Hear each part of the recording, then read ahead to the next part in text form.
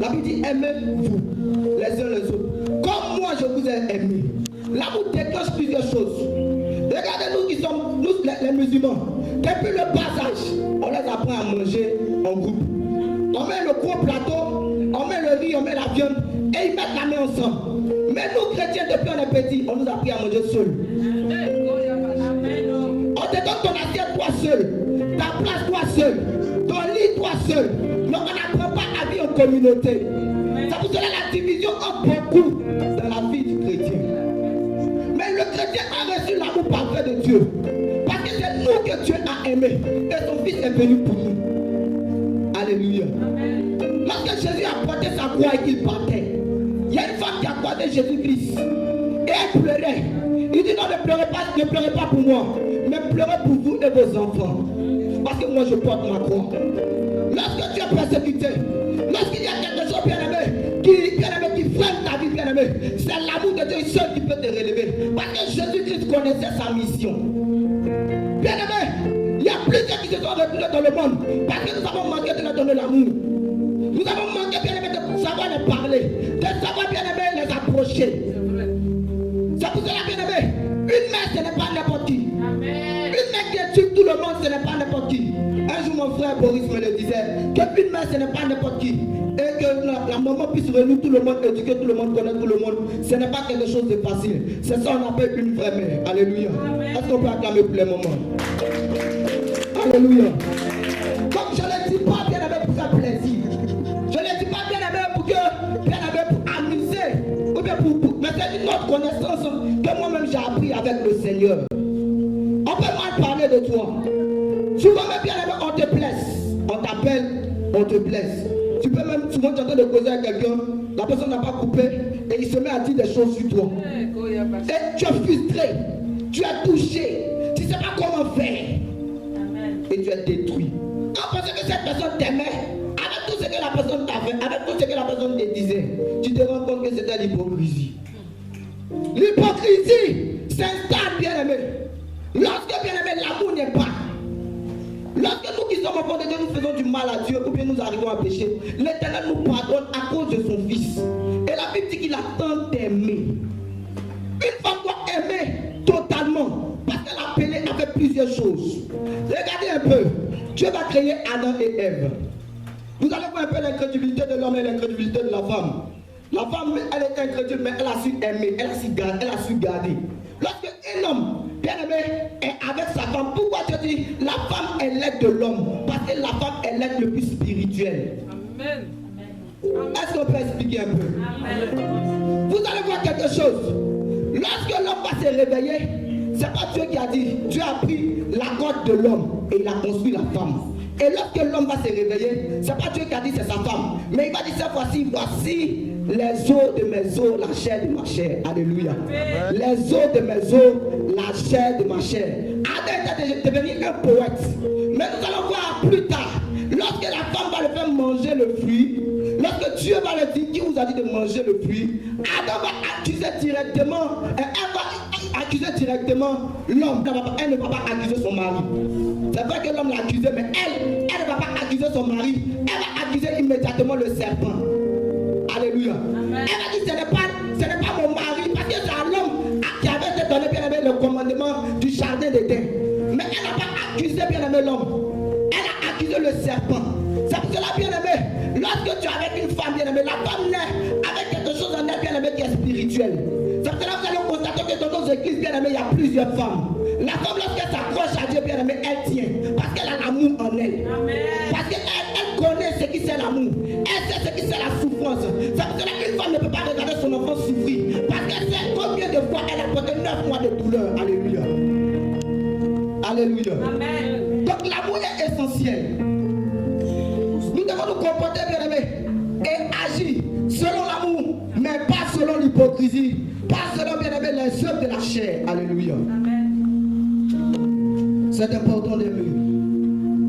Aime ton prochain comme toi-même. La volonté de Dieu pour nous, c'est que nous nous aimons. Au départ, l'église était réunie. Il y avait une seule église. Alléluia. C'est une seule. Et bien aimé, il y a eu plusieurs divisions dans l'église. Et si vous cherchez bien, après les recherches, vous allez voir qu'il y a eu un manque d'amour dans l'église. Parce que chacun avait sa doctrine. Il y avait une seule église, c'était l'église catholique. Et après, il y a eu la division. Alléluia. Mais il y a eu quelque chose que les autres ont remarqué. Donc, ils devaient s'entendre pour pouvoir régler la chose. Mais ils n'ont pas pu s'entendre et il y a eu quoi? La division. C'est pour cela que Paul va dire qu'il n'y a ni grec, il n'y a ni juif. Parce que Jésus-Christ n'est pas mort seulement pour les grecs et pour les juifs. Mais Jésus-Christ est mort pour l'humanité. Alléluia. Donc, ce que Dieu voulait faire, bien-aimé, en allant à la croix, bien-aimé, c'était de réunifier, bien-aimé, réunifier l'église. Alléluia. Parce qu'il y avait trop de persécutions. Il y avait trop qui faisaient du scandale. Alléluia. Bien-aimé, quand tu aimes, tu ne gardes pas de rancune. Quand tu aimes, ton cœur reste pur. La Bible dit que heureux l'homme celui chez qui on trouve un cœur pur. Il dit, seuls les enfants auront accès au royaume des cieux. C'est-à-dire celui qui a le cœur d'un enfant, celui qui sait pardonner, celui qui sait accepter, celui qui sait bien aimer, celui qui sait se donner pour les autres. La Bible dit que Jésus va dire à ses disciples que Jean-Baptiste, il sait s'humilier. Il sait comment s'approcher de Dieu. Alléluia. C'est pour cela que la Bible va dire que Dieu fait grâce aux humbles et il résiste aux orgueilleux. Alléluia. Donc c'est quelque chose, bien aimé, que nous devons accepter. Accepter, bien aimé, d'être persécuté, c'est aimer les autres. Accepter d'être persécuté, c'est d'être ambassadeur du Christ. Parce que notre récompense ne se trouve pas sur la terre. Il a même dit que nous ne sommes pas de ce monde, mais nous sommes du milieu du monde. Alléluia. Alors comment nous allons attirer le monde, bien aimé, vers Christ? Un jour, Jésus-Christ est en train de marcher et il va croiser les prostituées. Alléluia. Et il va s'approcher des prostituées. Il va commencer à communiquer, parler avec eux. Et la Bible déclare que voici les Samaritains qui s'emmènent parce que les Samaritains étaient aussi des serviteurs de Dieu. Et la Bible déclare que cet homme n'a pas dit qu'il est prophète. Le voici en train de marcher avec des prostituées. Et la Bible va dire qu'il a dit, il va dire aux pharisiens que je ne suis pas venu appeler des bien portants, mais je suis venu pour ceux qui sont malades. Donc Jésus n'est pas venu bien aimé pour ceux qui sont justes, pour ceux qui sont appelés des justes, mais pour les injustes. C'est pour cela qu'il t'a accepté tel que tu es. Alléluia. Le pardon, bien aimé, il est important de pardonner. Alléluia. Il est important de pardonner son prochain. Un jour, un homme va s'approcher de Dieu et il va dire à Dieu, de Jésus plutôt, il va dire à Jésus-Christ, lorsque mon frère me fait du mal, combien de fois je dois lui pardonner? Parce que j'ai pardonné à mon frère 7 fois. Il dit, tu vas lui pardonner 7, mais tu lui pardonneras 7 fois 72 fois. Et nous les hommes, nous avons tendance à pardonner, bien aimés, aux autres et aux uns, mais sans plus autant oublier le mal. C'est vrai, la nature humaine existe, mais la Bible dit que Jésus-Christ a effacé nos condamnations. Par son sang, bien aimé, nos péchés ont été effacés. Il y a lieu souvent de ne pas, bien aimé, de retenir la chose avec plus d'expérience. Parce que Dieu te fait passer ces choses, il passe ce genre de choses pour avoir encore plus d'expérience. Mais toutefois, bien aimé, il faut pardonner en tant que chrétien pour pouvoir avancer. Parce que la Bible déclare que celui qui s'humilie, Dieu l'élève. Alléluia. Celui qui s'humilie, Dieu l'élève. C'est pour cela que dans l'humilité, bien aimé, tu pardonnes. Mais tu retiens l'expérience pour être encore plus élevé. Alléluia. Alléluia. Donc c'est important de pardonner. La Bible déclare que Jésus-Christ, pendant qu'il était frappé, pendant qu'il était flagellé, pendant qu'il était humilié, on l'accusait de tout. On va l'envoyer auprès de Ponce Pilate. Et Ponce Pilate va poser la question à Jésus-Christ. Tu as dit que tu es le roi des Juifs. Donc il ne répondait pas. À chaque fois que tu es persécuté, à chaque fois que, bien aimé, tu es humilié, il faut garder le silence. Il est resté dans le silence parce qu'il connaissait son but. Ils l'ont pris, ils l'ont déposé, bien aimé, et ils l'ont fait porter une couronne d'épines. Ils l'ont frappé. Ils l'ont frappé. Le sang éclaboussait de tout part. Mais malgré cela, il ne bronchait pas. Il ne se défendait pas. Il disait rien. Les gens disaient que même, mais qu'est-ce qui se passe? Jusqu'à Pierre, qui le regardait de loin, a réussi à le régner 3 fois. Parce que c'est Jésus qu'il avait connu depuis la Galilée jusqu'à Jérusalem. Il ne reconnaissait plus ce Jésus-là. C'est Jésus qui guérissait les malades. C'est Jésus qui guérissait les paralytiques. C'est Jésus qui arrivait à faire cette chose-là. Il ne reconnaissait plus ce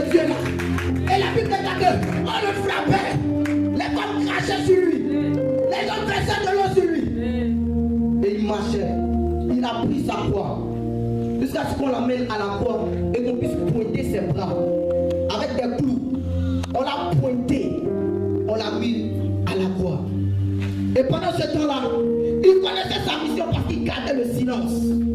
Il gardait le silence parce que la mission était secrète dans son cœur. Il avait dit à ses disciples, mais beaucoup avaient oublié parce qu'il avait perdu la puissance. Il pensait qu'il avait perdu la puissance, mais il connaissait sa mission. C'est pour cela qu'il était calme.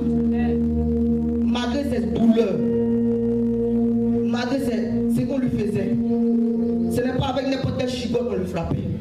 Des chicottes remplies de pointes, des piles. On le frappait, ça arrachait sa peau. Mais malgré cela, il n'a pas bronché. Il ne s'est pas défendu. Il n'a pas fui. Regardez la preuve. Lorsqu'ils même sont venus le chercher, quand il a coupé l'oreille du chef des gardes, lui-même il a pris l'oreille et il l'a roulé. C'est dans ça qu'il a fui. Parce que quel homme peut faire ça? Toi, on veut te défendre. Et puis toi, c'est toi qui défends ceux qui veulent t'attraper. Il se disait que les disciples avaient retenu ce qu'il leur disait. Jusqu'à ce qu'il arrive à la croix. Et à la croix, il est tout seul. Il remarque que Dieu ne lui parle plus. Il va regarder au ciel. Dieu ne lui parlait plus. Pourquoi? Parce qu'il venait de porter le fardeau du monde. Donc il ne pouvait pas se défendre parce que le fardeau du monde était sur lui. Il regarde Dieu et il dit, Père, pourquoi m'as-tu abandonné? Pourquoi m'as-tu abandonné? À cause des hommes. Je prends le péché des hommes. Pourquoi m'as-tu abandonné? C'est le moment où j'ai le plus besoin de toi. Pourquoi m'as-tu abandonné? Pourquoi m'as-tu délaissé? Pourquoi les gens me rejettent? Pourquoi je suis délaissé? Parce que j'ai choisi d'aimer. Parce que j'ai choisi de pardonner. Parce que j'ai choisi de te réconcilier avec les hommes. Tu m'as abandonné. Le moment où Dieu ne parle plus, c'est le moment où Dieu commence à tisser l'alliance. Le moment où Dieu ne parle plus, c'est le moment où Dieu commence à t'élever. Le moment où Dieu ne parle plus, c'est le moment où Dieu est en train de préparer quelque chose en bas. Alléluia. Lorsqu'un volcan commence, le volcan ne sort pas un coup. Le feu commence en bas. La Bible dit, il va mourir. La Bible ne mentionne pas qu'on l'a tué. On dit qu'il s'est livré. C'est-à-dire que c'est lui-même qui s'est donné. Sinon, aucun être humain ne peut toucher Jésus. Alléluia. Il s'est livré et il va partir. Lorsqu'ils vont le mettre au tombeau, la Bible déclare que pendant qu'il pensait que c'était fini, pendant qu'il pensait qu'il était mort, les hypocrites vont partir chez Ponce Pilate pour dire à Ponce Pilate, il avait dit le 3e jour, il allait ressusciter. Donc pour ne pas qu'il ressuscite là, on va mettre quelque chose, on va mettre une pierre au devant de sa tombe pour ne pas qu'il sorte, bien aimé. Pendant que tu es persécuté et que tu gardes le silence, on pense que c'est parce que tu es bête. Pourtant tu as reçu quelque chose de Dieu. Pendant que tu es rejeté, pendant que tu es humilié, pendant que tu fais, on dit est-ce que ça va marcher? Est-ce que ça va réussir? Est-ce que c'est elle? Est-ce que c'est lui? Pendant ce temps tu gardes le silence. Je dis garder le silence jusqu'au tombeau. Arrivé au tombeau, ils l'ont mis dans le tombeau. La Bible déclare qu'ils ont mis la pierre au devant du tombeau. Et la Bible déclare que le premier jour on ne voyait rien. Les disciples se demandaient, comment Jésus peut faire ça? Donc lui il nous a prêché, il nous a donné le coup, on nous voyait ici. Et puis il a dit que non, il va multiplier le pain, il va multiplier les choses pour moi. Il a dit ce que nous avons abandonné là, il va multiplier ça par 7. Il a laissé ma femme. Ça fait combien d'années j'ai laissé ma femme? Et puis lui il vient mourir comme ça. Jésus est mort. Les disciples se sont dispersés. C'était difficile. La honte. Parce qu'ils étaient dans le plein spectacle. Aujourd'hui le maître est parti. Comment faire? Le maître a été humilié devant tout Jérusalem. Nous qui sommes les grands. Aujourd'hui le maître a été humilié. Comment faire? Jésus est parti. C'était fini. Pourtant il les avait dit le 3e jour. Alléluia. Le 3e jour, le 2e jour est arrivé. Pierre, à qui Jésus-Christ a donné la clé de l'église. Pierre est reparti à la pêche. Pierre s'est retourné. Il a laissé l'église. Il a laissé la mission. Il est reparti à la pêche. Et la Bible dit que pendant que Pierre était en train de pêcher, pendant toute une journée, Pierre n'a rien eu. Il était découragé. Quand il pêche, lui me dit, Jésus qui a attrapé pasteur en arrivant à lever 10 000 dedans.